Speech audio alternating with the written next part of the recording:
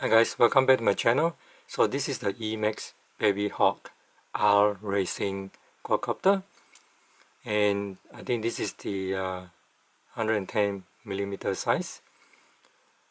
You're going to see a video of me flying this in my backyard, and because my backyard is small, I couldn't put this through its full potential. The throttle was probably around maybe 30% to 50%, but it flies really well, so I have no doubt that this will fly even better in the open field. Although this looks heavy, but when it's flying, these propellers and the motors have enough power to lift all the weight. And this battery is the Zorb Power 3 cells 550 milliamp hour battery.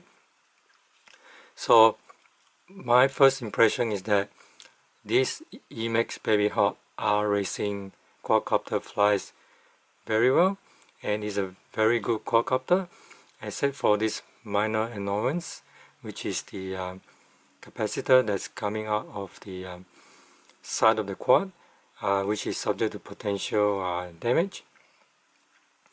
Other than that, there's some physical setup that you need to do in order to protect the wires and the antennas.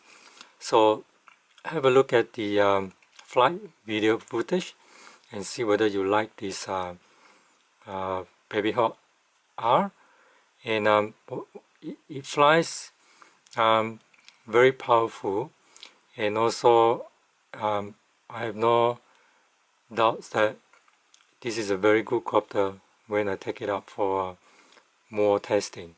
So have a look at the flight video footage, and if you like the quad, then you can continue watching the unboxing and also the physical setup, how I set this up to look like this and why I set it up this way, and also the better flight setup for this quad. So I hope you guys like and enjoy this video. Please like and subscribe to my channel for more videos. Just remember, quadcopter is not rocket science. See you next time.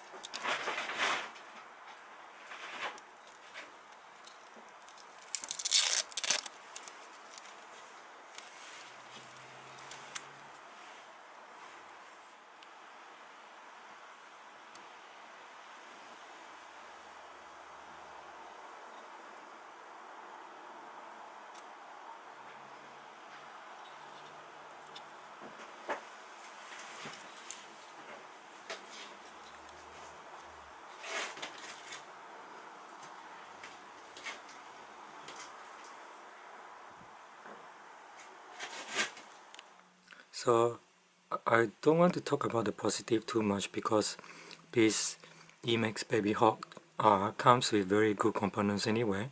So this is thick carbon fiber base plate. You have a good CCD camera with all this combination, and there's already other videos that show you that this can fly really well, and also you can look at the specification for yourself. For me, as long as this can fly and this can lift the 3 cells battery and its own weight, and it can fly really well, it's really stable, so that's good enough for me, and that's good enough for most of us out there anyway. So all in all, this has very good components, and that's the positive of this one. Now I want to talk about the negatives for this BabyHawk R. The first thing is that this ESC's wire or the motor's wires are hanging a bit loose here and here, all the fours. So they're not really very good, because when you fly around, when you hit some obstacles, these wires may come off. So it's better to secure them using some electrical tape. For me, normally I use zip ties. The next negative that I want to talk about is the antenna hanging out loosely. This is for the video transmitter. This is for the receiver. Because they're not secure, if you fly this around, this may potentially goes up and potentially can be cut off by the props. Same applies to the receiver wire antenna, so this can potentially be cut off. So you must find somewhere to secure these two antennas so that to prevent them from being cut off by the props. The next negative is the battery straps. Although it goes under here and it doesn't goes through any of the components, but it is a very thin battery straps, so it may break off very easily. So I think you may have to find an alternative battery strap for this quad. The next negative is the buttons to change the channels and frequency for this VTX. Is hidden here inside this canopy, so you must use some kind of screwdriver to push it. So it's not easily accessible, so this is also a negative. So the next negative is about the receiver. So this is a FreeSky receiver and it has already been installed. The problem is this has a bind button somewhere here, and you can't access the bind button unless you take off the canopy. So this is another negative for this quad. On this side there's another negative, which is the capacitor. As you can see, the capacitor is installed in such a way that it's protruding out of the quadcopter, so potentially this can be damaged and can be broken off, and also it gets in the way of the USB port here, so you can't really plug in a USB cable unless you bend this down a bit. So just be careful when you bend this capacitor so that you don't break it off. So that's another negative of this quad. So all the negatives that I've just mentioned are really towards the physical setup of this quad. So this is just minor negatives, because first of all, with the VTS, you don't really have to worry about the channel and the frequency. So you just need to set it once if you want to just take off the canopy. As for me, I don't usually worry about the VTS frequency or band.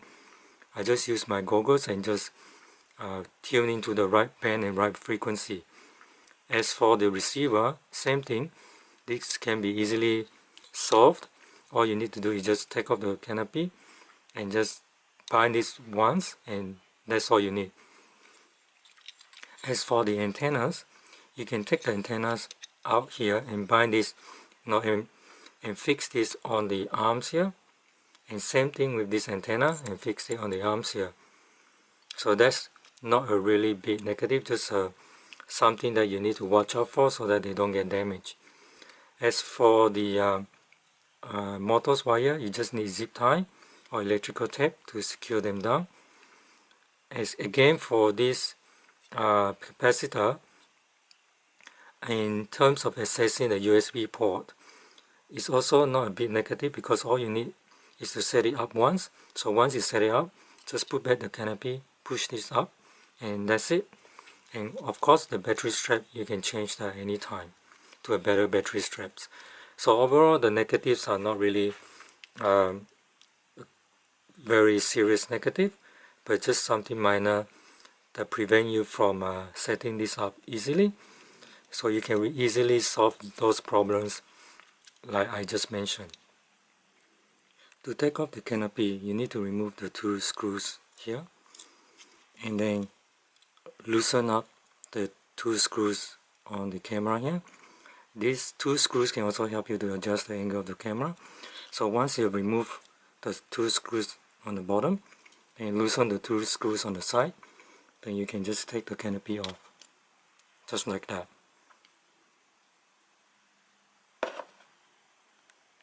So in relation to changing the camera angle, it's very difficult because you have this plastic part of the camera support which stops it from being put any more angle down.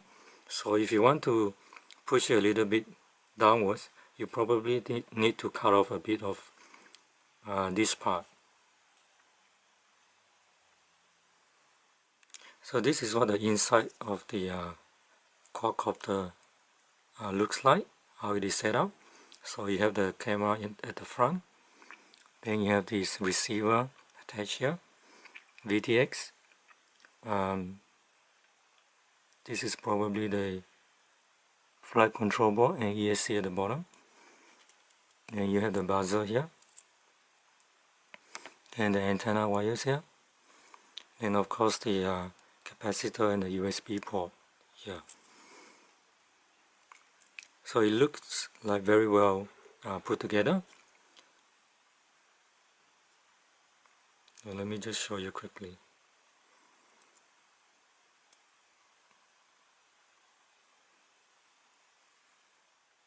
I'm showing you how I secure the antennas. This is the antenna for the VTX. I put it on the first zip tie at the back, and I use a heat shrink to cover this up. Same thing with the receiver antenna. I use it and then I put it through a heat shrink, and I basically heat shrink it to the zip tie. So I left it quite long because of the wires, and also I want to let it have some slack when it's crashed or when it's going through some obstacles, so that it won't break off that easily. So I'm going to show you how it looks like when you put on the canopy. So as you can see, the wires run through the side of the back here, so it should be fine, except maybe for this one I probably need to somehow try to secure this down with some rubber bands here, so that this won't get cut off that easily by any obstacles. So I'll put a rubber band here to secure it down. So this is a free sky receiver. So basically, before you buy, you need to set up a model. So what I normally do is just I copy one of the existing model that I have, and then I move it to the next slot, and then I just choose it, and then when I choose it, I just go to the first page, change the name, and then the rest of the channels are already set up. So you just need to do some minor adjustment to the midpoint and the end point of the sticks later on.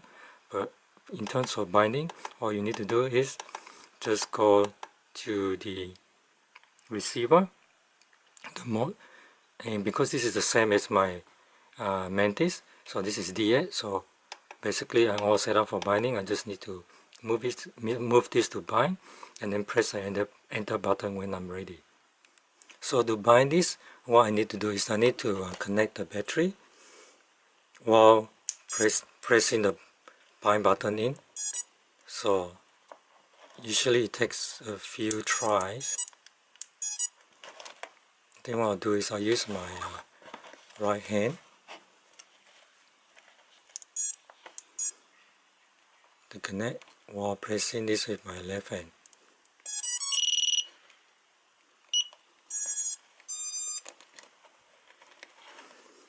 And just press enter.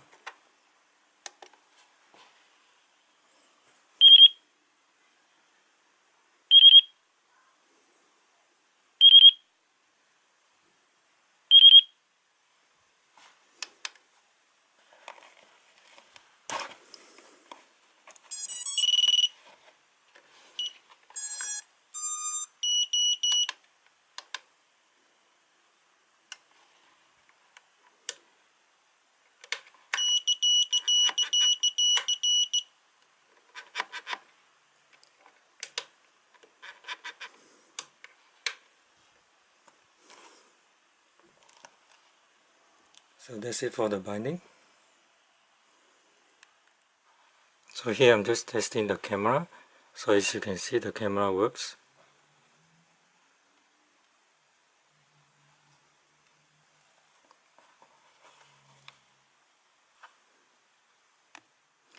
The band and channel for the default setup is rest band channel 1. So this is what my quad looks like when it's all set up physically. So I have the VTX antenna here, the receiver antenna on this side with the rubber band to secure it further, and also with 2 zip ties on all the arms to secure the motors wires. And I have already set up all the Betaflight configuration and settings, and I also adjusted the camera down to the possible smallest angle. So as for the rest of this part, I'm going to show you my settings on the Betaflight.